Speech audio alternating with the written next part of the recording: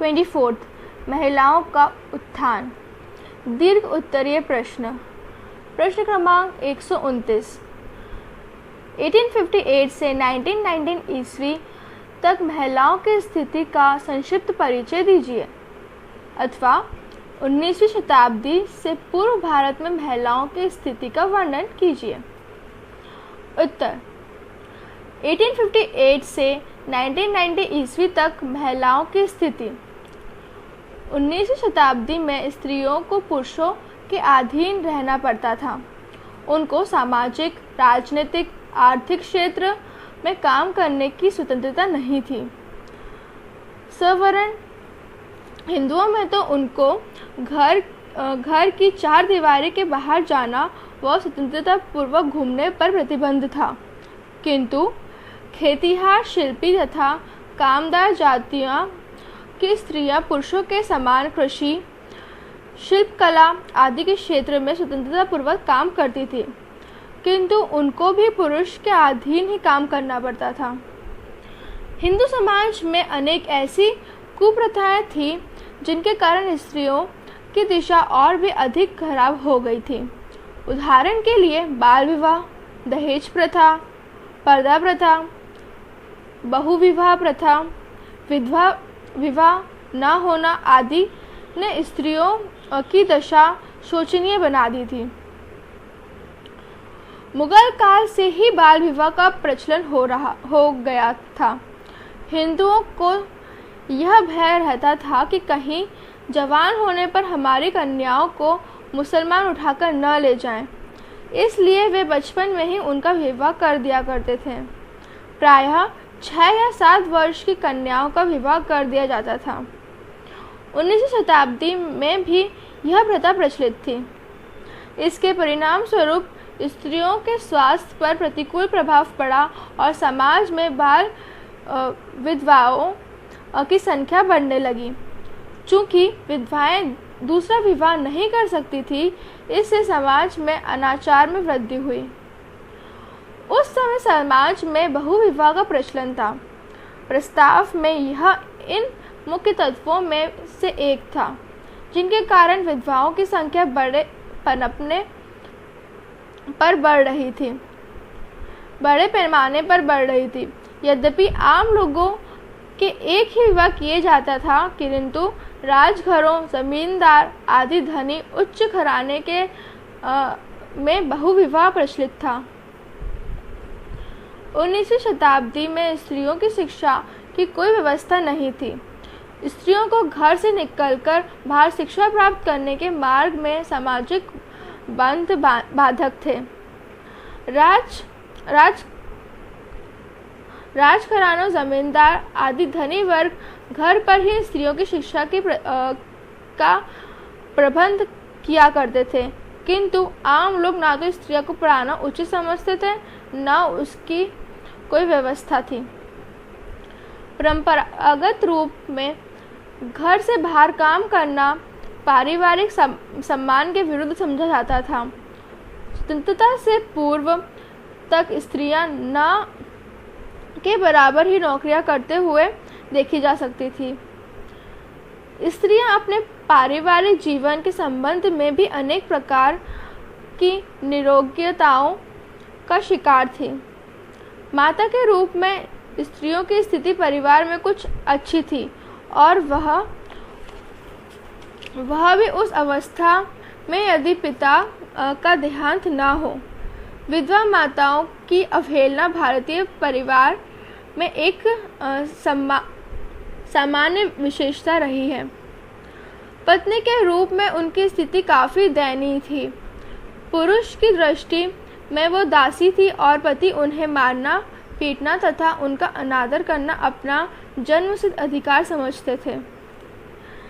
इसी प्रकार वधू के रूप में भी स्त्रियों की दशा पत्नी के समान ही दयनीय थी। सास ससुर की सेवा करना उनका परम कर्तव्य माना जाता था। पुत्री के रूप में तो स्त्रियों की स्थिति और भी चिंताजनक थी। उन्हें परिवार का एक बहुत बड़ा भार समझा जाता था और उनका शीघ्र से शीघ्र विवाह कर दिया जाता था। विवाह के संबंध में उनकी स्वीकृति, इच्छा या अनिच्छा की कोई प्रश्न नहीं उठता था। इतना ही नहीं, विधवा के रूप में चाहे वह विधवा वधू हो, लड़की या माँ हो, स्त्रियों की परिवार में बहुत ही दुर्गति होती थी। उन्हें परिवार में नीचे से नीचे कार्य करना पड़ता था और प्रायः दासी की तरह ही जीवन व्यतीत करना पड़ता था। सन 1919 तक स्त्रियों को वोट देने का अधिकार भी पूर्णतः प्राप्त नहीं था। 1919 की सुधार योजना में ब्रिटिश संसद ने स्त्रियों को मताधिकार देने का प्रश्न प्रांतीय परिषद पर छोड़ दिया। प्रश्न 130, हिंदू स्त्रियों की निम्न स्थिति के कारण बतलाइए। उत्तर, हिंदू स्त्रियों की निम्न स्थिति के प्रमुख कारण निम्नानुसार हैं। पहला, ब्राह्मणवाद। उपनिषद काल के बाद ब्राह्मणों ने जो सामाजिक व धार्मिक नियम बनाए, उनमें स्त्रियों की स्थिति को पुरुष की उपेक्षा गौण माना गया और धीरे धीरे उनके अधिकारों को छीन लिया गया। मनु के पति को गुरु बताया और स्त्रियों का धर्म केवल पति की सेवा बताया। मुस्लिमों के राज्य की स्थापना के बाद ब्राह्मणवाद में एक नया रूप लिया। मुस्लिमों के पास स्त्रियों की कमी थी, इस कारण हिंदू स्त्रियों से विवाह करने में उन्हें कोई संकोच न था। हिंदू धर्म की रक्षा के लिए अर्थात मुसलमान हिंदू स्त्रियों से विवाह न कर सके, इस उद्देश्य से ब्राह्मण ने विवाह संबंधित नियमों को अत्यधिक कठोर बनाया। एक और बाल विवाह को प्रोत्साहित किया और दूसरी ओर विधवा पुनर्विवाह पर कठोर प्रतिबंध लगाया। साथ ही पर्दा प्रथा को लागू किया गया और सतीत्व के आदर्श को ऊंचा किया गया। इन सब कारणों से स्त्री की दशा गिरती ही चली गई। दूसरा, स्त्रियों की आर्थिक पराधीनता। प्राचीन काल से ही पत्नी भरण पोषण के लिए अपने पति पर निर्भर रहती है, इसलिए पति भर्ता कहलाता है। इसका मुख्य कारण यह है कि सदैव ही स्त्रियों को घर से बाहर जाकर नौकरी करना पारिवारिक सम्मान के विरुद्ध समझा जाता था। अतः आर्थिक मामलों में स्त्रियों को अपने पति पर निर्भर रहना पड़ता था, जिसके कारण उन पर पुरुष की प्रभुता अवश्य भावी थी। वास्तव में इसी आर्थिक निर्भरता के कारण भी स्त्रियों की स्थिति अत्यंत निम्न थी। तीसरा, परिवार का पितृसत्तात्मक स्वरूप। आरंभ से हिंदू परिवारों का पितृसत्तात्मक स्वरूप रहा है। पितृसत्तात्मक परिवार में बच्चों का वंश परिचय पिता के परिवार पर निर्भर होता है और विवाह के बाद पत्नी को पति के घर में जाकर रहना होता है। साथ ही पारिवारिक मामलों में तथा संपत्ति के विषय में संपूर्ण अधिकार पिता का ही होता है और वह ही परिवार को नियंत्रित तथा संगठित करता है। परिवार के इस स्वरूप से ही स्पष्ट है कि ऐसे परिवारों में पुरुषों की स्थिति स्त्रियों की अपेक्षा स्वतः ही अधिक ऊंची होगी। चौथा, कन्यादान का आदर्श। प्रारंभ से ही हिंदू विवाह में कन्यादान के आदर्श को स्वीकार किया गया है।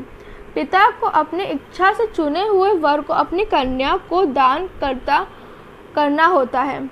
पिता या अभिभावक द्वारा दिया गया दान ही इस बात का घोतक है कि पत्नी पर पति की प्रभुता होगी। पांचवा, कुलीन विवाह। कुलीन विवाह प्रथा भी स्त्रियों की निम्न स्थिति होने का मुख्य कारण है। इस प्रथा के अंतर्गत लड़की का विवाह अपने बराबर या उच्च कुलों में ही करना होता है, जबकि लड़कों को अपने से नीचे कुल में विवाह करने की छूट है। इस प्रथा के कारण प्रत्येक पिता का अभिभावक अपनी लड़की का विवाह ऊंचे से ऊंचे कुल में करना चाहता है। फलतः लड़कियां के जन्म से ही लोग सामान्यतः घबराने लगते हैं। यह भावना भी स्त्रियों की स्थिति को नीचे गिराती है। छठा, बाल विवाह। स्त्रियों की स्थिति के गिरने का एक महत्वपूर्ण कारण हिंदुओं में बाल विवाह प्रथा का अत्यधिक प्रचलन था। कम उम्र में विवाह होने के कारण एक और तो वे शिक्षा प्राप्त करने में असफल रहती थी, दूसरी ओर पति उन पर सरलता से ही अपनी प्रभुता जमा लेने में सफल होते थे। इससे स्त्रियों की स्थिति स्वतः ही गिरती गई।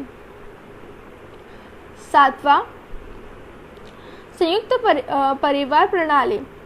स्त्रियों की सामाजिक स्थिति संयुक्त परिवार प्रणाली के कारण भी निम्न है। इसका कारण यह है कि इस प्रणाली के अंतर्गत स्त्रियों को कोई भी अधिकार नहीं मिला हुआ होता है।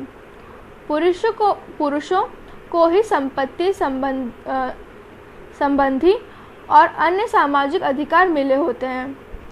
स्त्रियों को दब ढक कर रखना पारिवारिक सम्मान समझा जाता है। बाल विवाह करके कन्यादान का पुण्य प्राप्त किया जाता है। ये सभी बातें स्त्रियों की स्थिति को नीचा गिराने में सहायक होती हैं। आठवां, अशिक्षा।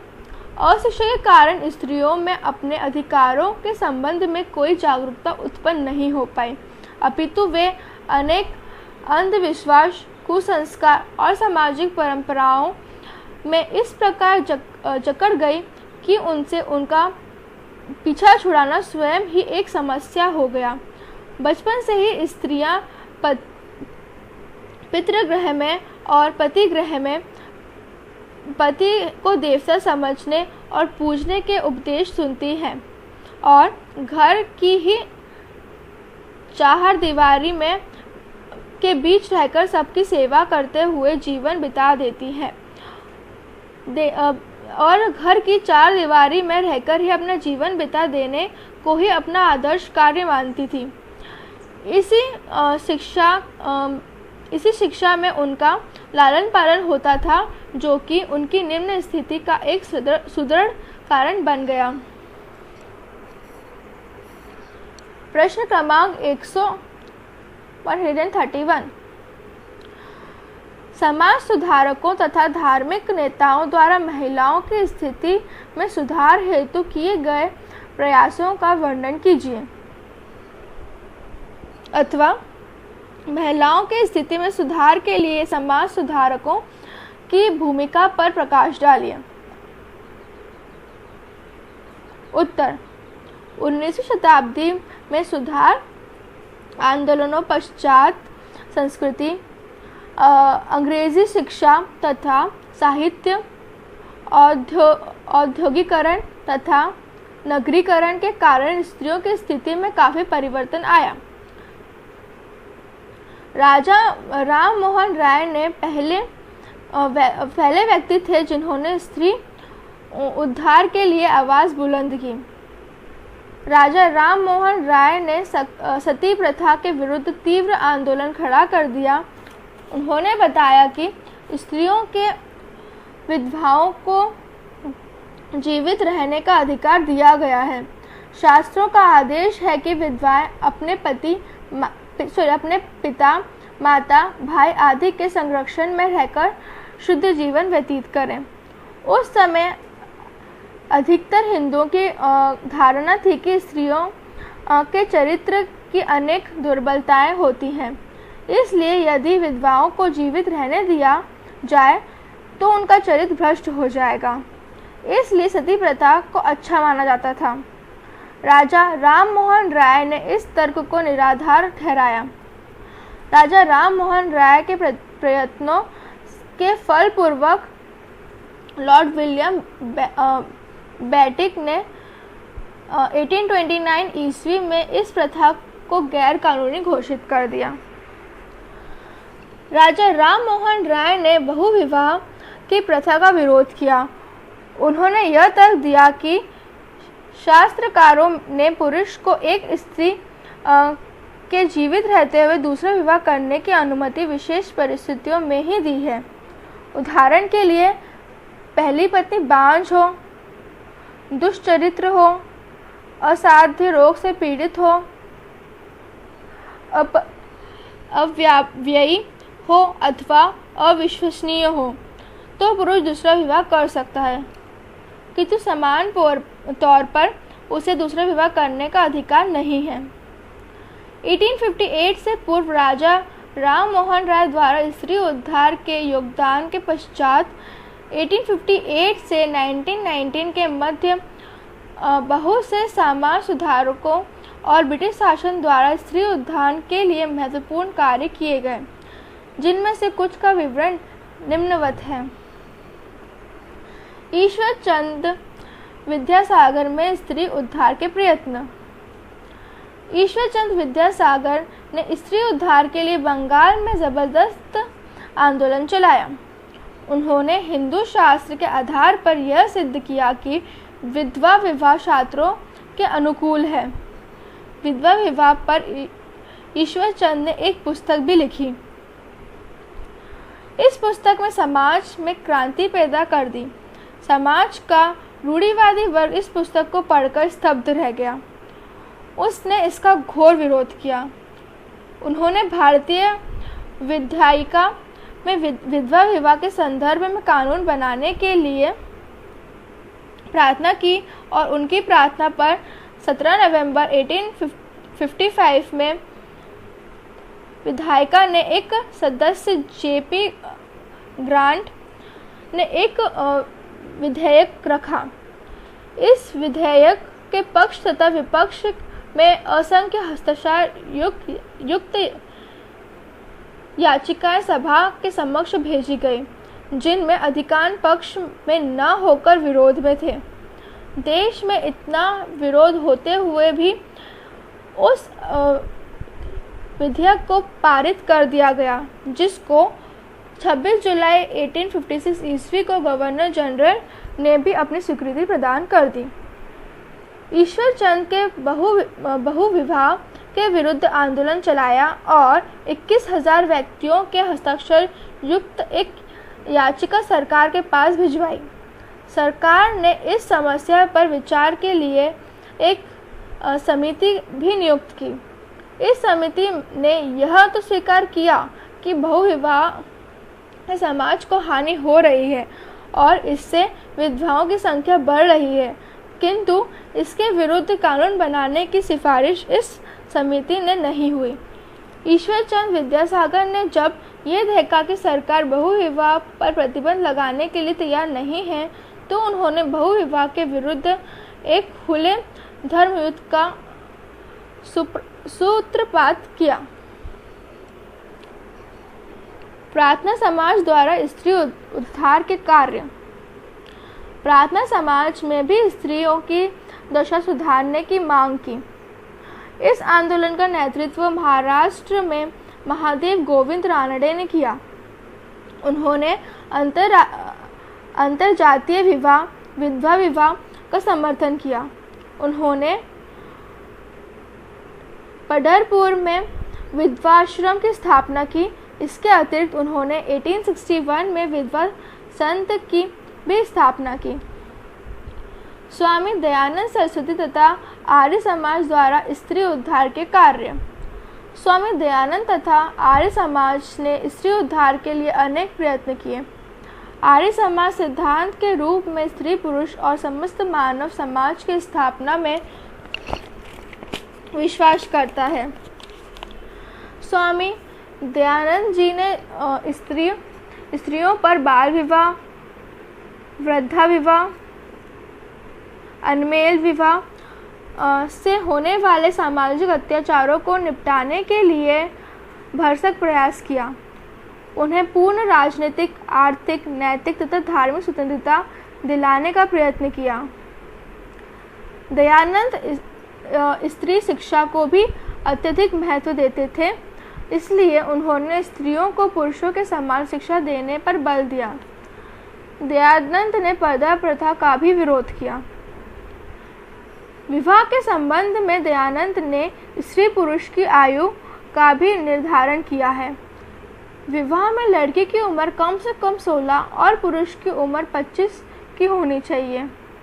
स्त्री को अपनी इच्छानुसार विवाह करना चाहिए, क्योंकि स्त्री पुरुष को सारी आयु साथ साथ व्यतीत करनी है।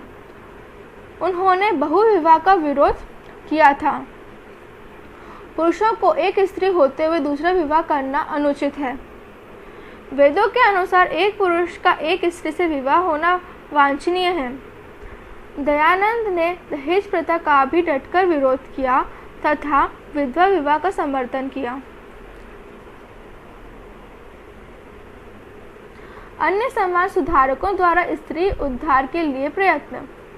भारत में अन्य अनेक ऐसे महापुरुष हुए जिन्होंने स्त्रियों की दिशा सुधारने का प्रयत्न किया।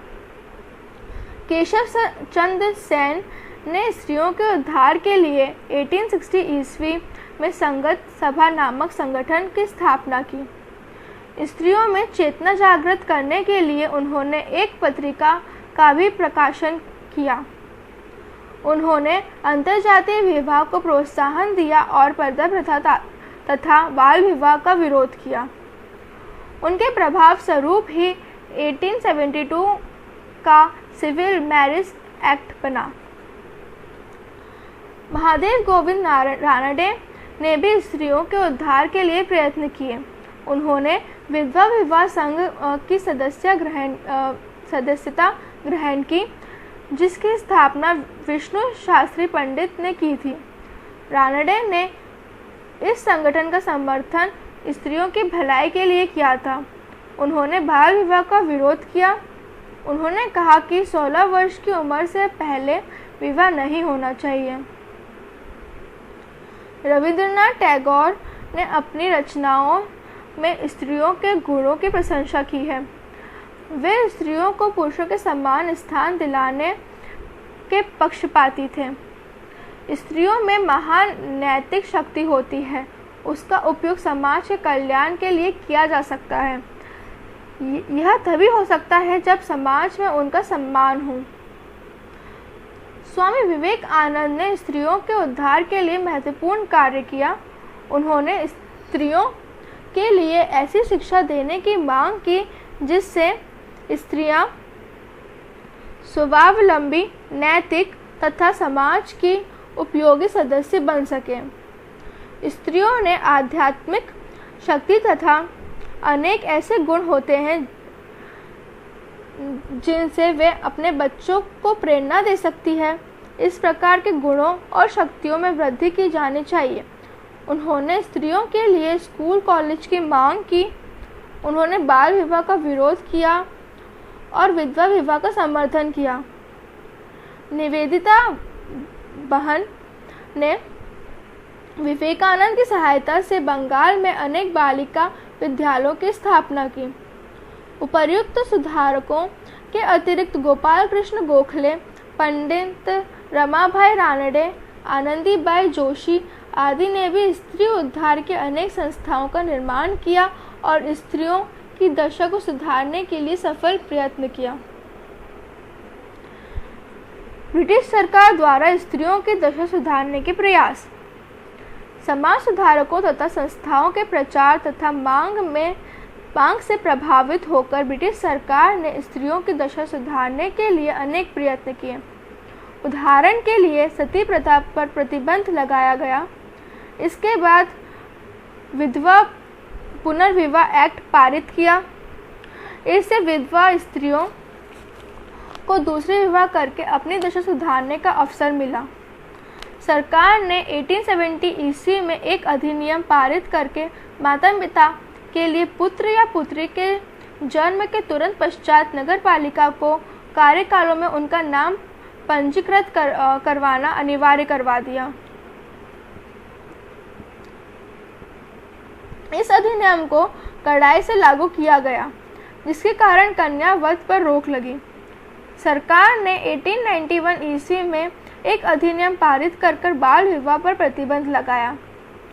इस अधिनियम में यह व्यवस्था की गई कि लड़कियों का विवाह करने की आयु कम से कम 12 वर्ष होनी चाहिए। ब्रिटिश सरकार ने स्त्रियों की शिक्षा की और भी ध्यान दिया और लड़कियों के लिए अनेक स्कूल कॉलेज खोले। कुछ सामाजिक संस्थाओं ने भी भारत के विभिन्न भागों में लड़कियों के लिए स्कूल कॉलेज खोले।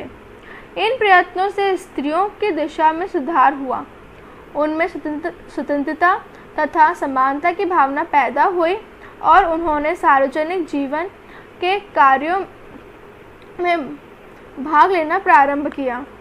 उनका शोषण भी कम हुआ और उनको समाज में सम्मानजनक स्थिति प्राप्त करने का अवसर प्राप्त हुआ। प्रश्न क्रमांक 132, वर्तमान भारत में भारतीय स्त्रियों के उत्थान के कारण बतलाइए। उत्तर, वर्तमान भारत में भारतीय स्त्रियों के उत्थान के कारण निम्नलिखित हैं।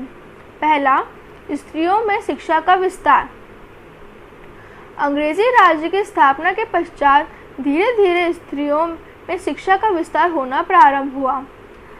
स्वतंत्रता के पश्चात केंद्रीय तथा राज्य सरकारों ने भी इस संबंध में अनेक प्रयत्न किए। शिक्षा के विस्तार के साथ साथ स्त्रियों में परंपरागत अंधविश्वास तथा संकीर्ण मनोभाव दूर होते गए और वे अपने अधिकारों से संबंध में जागरूक हुई। दूसरा, पाश्चात्य संस्कृति। पाश्चात्य संस्कृति से हमारा संबंध बढ़ने के साथ साथ भारतीय स्त्रियों में एक नई जागृति की लहर आई है। पाश्चात्य देशों में स्त्रियों व पुरुषों को समान अधिकार प्राप्त हैं और वहाँ स्त्रियां पुरुषों के कंधे से कंधे मिलाकर अपने अधिकारों का उपयोग करती हैं। यह सब देखकर वहाँ की स्त्रियां भी अपने अधिकारों के संबंध में जागरूक हुई। तीसरा, औद्योगिकरण। औद्योगिकरण के परिणाम स्वरूप भारत में अगणित उद्योग धंधे पनप गए, जिसके कारण न केवल पुरुषों के लिए बल्कि स्त्रियों के लिए भी नौकरी के पर्याप्त अवसर बढ़ गए। इसके फलस्वरूप स्त्रियां भी पुरुषों की भांति घर के बाहर जाकर नौकरी करने लगी। वहां उनको पुरुषों के साथ भी काम करना पड़ा। इससे उनकी पुरुषों पर आर्थिक निर्भरता घटी।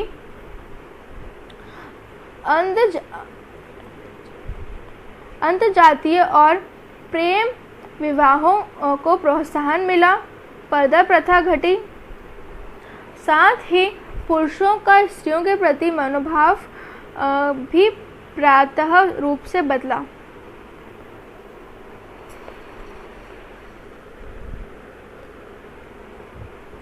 चौथा, प्रेस और यातायात व संचार साधनों में उन्नति।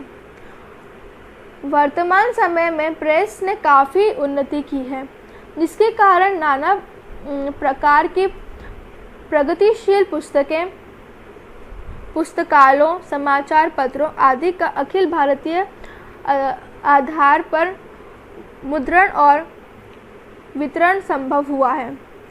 यह वितरण यातायात और संचार साधनों में उन्नति होने के कारण भी संभव हुआ है। इसके अतिरिक्त यातायात और संचार के उन्नत साधनों ने देश और दुनिया की स्त्रियों को एक दूसरे से घनिष्ठ संबंध स्थापित करने में भी सहायता प्राप्त की है। इस सब के द्वारा अर्थात प्रेस, यातायात व संचार के साधनों के द्वारा नारी आंदोलन को चलाने, नारी समस्या के प्रति स्वस्थ जनपद निर्माण करने, नारी नेताओं के विचार दूर दूर तक फैलाने में जो सहायता मिली है, वह भारतीय नारी की वर्तमान उन्नत स्थिति का एक महत्वपूर्ण कारण है।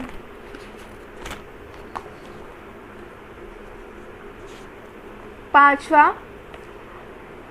अंतर्जातीय विवाह। आधुनिक समाज में सह शिक्षा और साथ ही स्त्री पुरुष को एक साथ नौकरी करने की सुविधा आदि ऐसे कारण हैं जिनके फलस्वरूप प्रेम विवाह का विस्तार भारत में उत्तरोत्तर होता जा रहा है। इन प्रेम विवाहों के सामान्य जाति पाति का कोई बंधन नहीं होता। इस प्रकार इन अंतर्जातीय विवाहों में से स्त्रियों का एक और समाज में संपर्क बढ़ता है तो दूसरी ओर वरमूल्य प्रथा भी घट जाती है। इससे लड़कियों को परिवार का बोझ समझने की भावना का अंत होता है और परिवार में स्त्रियों की स्थिति सुधरती है। छठा, वरमूल्य प्रथा। अत्यधिक वरमूल्य प्रथा का प्रचलन भी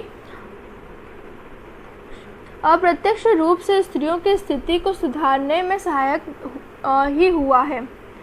मध्यम वर्ग में माता पिता के सामने वरमूल्य प्रथा की वृद्धि ने एक विकट समस्या उत्पन्न कर दी है। इससे एक तो विलंब विवाह हो रहे हैं, दूसरे जब तक लड़की का विवाह नहीं हो जाता तब तक माता पिता लड़की को खाली बैठने की अपेक्षा स्कूल या कॉलेज में शिक्षा प्राप्त करने भेजना उचित समझते हैं। इससे पढ़ी लिखी लड़कियों को वर भी जल्दी मिल जाता है और वर मूल्य भी कम देना पड़ता है। कभी कभी कुछ परिवारों में पढ़ी लिखी लड़कियां अपने परिवार की आर्थिक स्थिति को सुधारने के लिए स्वयं नौकरी कर लेती हैं।